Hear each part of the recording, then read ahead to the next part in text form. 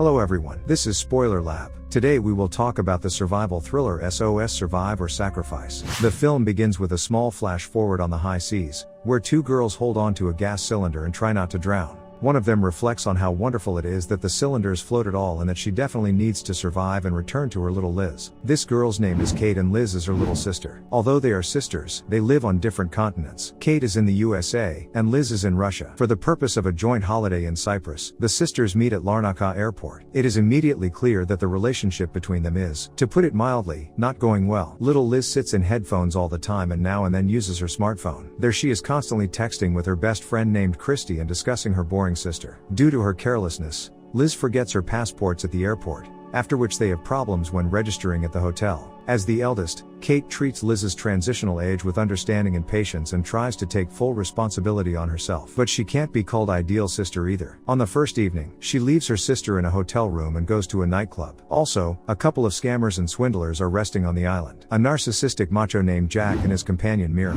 They are sunbathing, discussing their murky affairs and thinking about how to end it soon and start just travel. In the nightclub, Jack notices Kate drinking at the bar and immediately identifies his victim in her. Immediately, as if by chance, Mira comes up to her and tries to get to know her. Right away, Mira asks where she left her husband, but Kate tells her that she is alone. The girls start a conversation, drink, and then go dancing. On the dance floor, Kate's room keys fall out. Mira picks them up, asks if she lost them, but Kate for some reason answers no.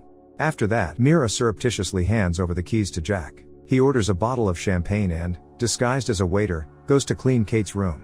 Naturally, not knowing that her younger sister was there, Mira and Kate continue to have fun until the morning and meet a couple of friends named Andreas and Nick. They invite them to continue to party and invite them to meet the sunrise in a hot air balloon. After a short doubt, the girls agree and go with them to the coast. The girls don't really trust these guys and Kate informs them that she sent geolocation to her sister just in case. While Andreas inflates the balloon, the girls have fun and get drunk. Nick, in turn, ties a rope from the balloon to the wheel of the Jeep and together they finally take off. In the room, Liz wakes up and the first thing she does is to write to her friend that her sister left her and went out to party all night. To get revenge on her sister, Liz is going to hide from her somewhere. At this moment, Jack knocks on the door, then opens it and makes his way into the room. He searches the rooms and unexpectedly stumbles upon Liz, who is hiding in one of the closets. She yells in fright and shuts herself off from the burglar in the bathroom. Jack does not try to somehow explain things to her, come to an agreement with her or just force her to remain silent. Instead he simply leaves. Meanwhile, already in the air, the girls are drinking with the guys and having fun. Suddenly, Kate notices that they are moving whereas they should have been hanging in place. Nick says that he tied the rope to the car very tightly, but apparently forgot to tie the other end of the rope to the basket. Because of this, Andreas and Nick clash,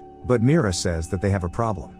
The wind blows the balloon directly towards the huge electric windmills with giant rotating blades. The girls shout for the guys to lower them to the ground, but Andreas, on the contrary, decides to turn on the gas and raise them even higher. Together they hide in a basket, hoping that they will make it. And it seems they almost did, but at the last moment one blade nevertheless touches the basket and punches a large hole in it, through which Nick falls out.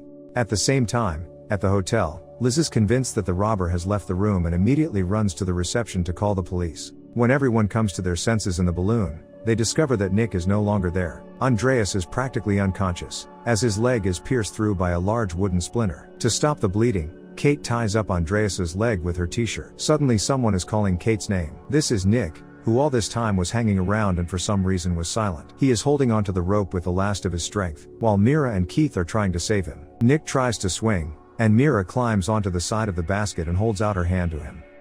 Here the rope disappears into the clouds and returns to them without Nick. Meanwhile, Jack, enraged by Mira's inattention, records a voice message for her, reminding her of the golden rule that there must be one victim. So from now on, everyone is for themselves. After that, he smashes his phone, gets in the car and drives off. In the meantime, a hotel worker teams up with a cop not to help Liz, but rather to pressure the little girl for lack of documents, for illegal check-in in a room, and for being abandoned by her sister. Even the fact that some thief broke into her room, they also blame Liz. After all, they simply do not have such cases. Back in the balloon basket, they are trying to catch a mobile connection and are talking about how to somehow land. But in order to somehow land is needed. Therefore, Andreas advises to fly lower, because the warm currents of the wind can bring them back. But first, he teaches the girls how to change the gas cylinder, because the first one has already ended. Then Kate remembers leaving her little sister in the room. Concerned about the fate of Jack, Mira asks where did Kate's sister come from. because she said she was alone. But Kate replies that she meant the absence of the boyfriend, and no one asked her about her sister. Suddenly they spot the yacht and struggle to wave it. The people on the yacht notice them and wave back cheerfully. Suddenly, Andreas clumsily falls out of a hole in the basket and lands right in the water. The girls try to throw a rope up to him, but they fail. Kate then wraps the rope around Mira and orders her to jump after Andreas. But Mira says she can't swim. Then Kate ties the rope around herself and is going to heroically dive. But she is hit by a sudden panic attack and Andreas simply falls to the bottom. As for the people on the yacht, they are clearly not as simple as they might seem. They suspect that, disguised as tourists, the balloon could spy on them. And therefore, it must be kept in sight, but not allowed to come close either. Apparently they're smugglers or something. While Keith and Mira sort things out, the yacht moves away from them and they start to panic. Keith decides to use a banner and write the word SOS on it. Kate shakes out her purse and finds red lipstick. But lipstick is only enough for the letter S. Then Kate heroically cuts her palm and adds 2 more letters with her own blood. Mira bandages Kate's cut arm while she points out to Mira the abrasion on her forehead. Mira looks at her in the mirror. When asked what kind of mirror it is, Mira replies that it is grandmother's and is her talisman.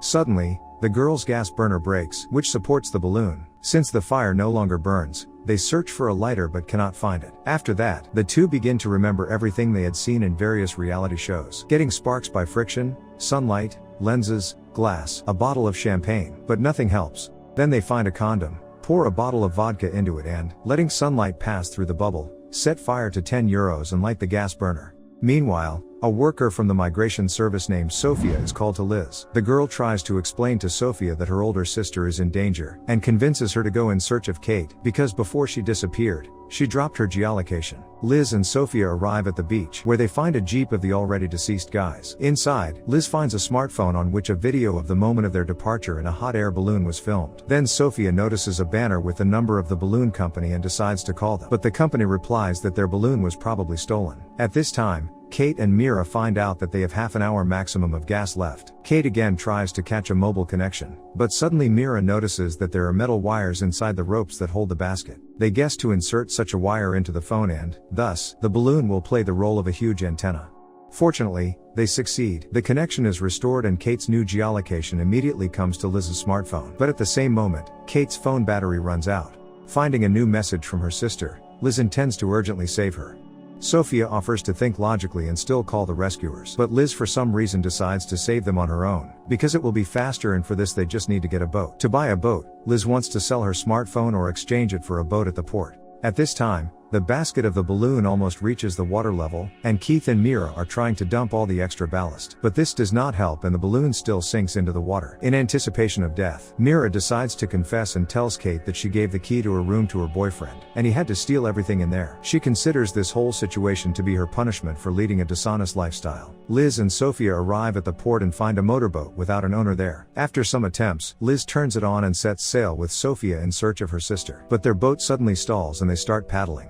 At the same time, Jack does not waste time. In a matter of hours, he manages to get himself a new thief girlfriend and even crank up the next little business to steal some money from a certain stash. The balloon, meanwhile, is completely submerged in the water, while Kate and Mira are struggling to survive. To their great happiness, one of the empty gas cylinders floats to the surface and they grab onto it, keeping afloat. Suddenly, a huge cargo ship appears on the horizon and the girls are desperately trying to give it all kinds of signals. But it just passes by, because for such a giant ship they are like insects in a puddle. But karma hits not just Mira. While Jack bathes in the shower of the hotel room, his new girlfriend quickly gets dressed and escapes with all his money and car keys. And at the moment when Kate and Mira almost give up, and Liz and Sophia give up all hopes in their search, Mira remembers her grandmother's mirror, directs it to the sun, and hits Liz with a powerful beam. Sophia and Liz immediately notice them and make a special beep to let them know they're coming. Keith and Mira realize that they have finally been noticed and continue to hold out with their last bit of strength. Sophia and Liz begin to row with renewed zeal and, at the last moment, still manage to pull them aboard. On the boat, catching her breath, Kate introduces Mira as her best friend. Liz replies that Sophia is now her best friend too. They all cry happily, hug, but suddenly one of them asks, do they know in which direction they need to row? Thank you all for watching, subscribe to the channel, and in the comments suggest films that you would like to see in our performance. See you.